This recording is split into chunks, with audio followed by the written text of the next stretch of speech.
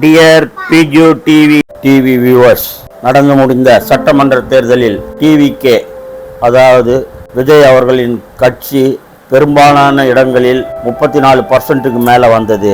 அப்படி வந்த பட்சத்தில் திரு விஜய் அவர்கள் 2 தொகுதிகளில் நின்றார். ஒன்று பெரம்பூர், மற்றொன்று திருச்சி கிழக்கு. பெரம்பூர் தொகுதியை தக்க வைத்துக் கொண்டு திருச்சி தொகுதிக்கு அதி சீக்கிரத்தில் எலெக்ஷன் வர்ற மாதிரி இருக்கிறது. இந்த திருச்சி தொகுதியில் அவருடைய தந்தை திரு எஸ்.ஏ. சந்திரசேகர் அவர்களை நிற்க வைப்பாரா? திரு எஸ்.ஏ. சந்திரசேகர் அவர்களை நிற்க வைத்து அவருக்கு சட்டமன்றத்தில் மந்திரி பதவி கொடுப்பாரா? எஸ்.ஏ. சந்திரசேகர் அவர்கள் ஒரு கேப்பபிள் ஹேண்ட். நிறைய படங்கள் தயாரித்திருக்கிறார், நிறைய படங்கள் டைரக்டும் செய்திருக்கிறார்.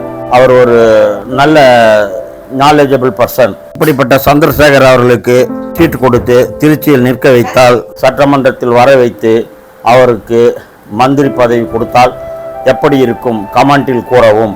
கடந்த திமுக ஆட்சியில் தந்தையும் மகனும் இருந்ததைப் போல இந்த சட்டசபையிலும் மகன் தந்தை இருவரும் சட்டசபையில் இப்போது வருவது ஒன்றும் புதிதல்ல. கடந்த ஆட்சியிலும் இருந்ததல்லவா?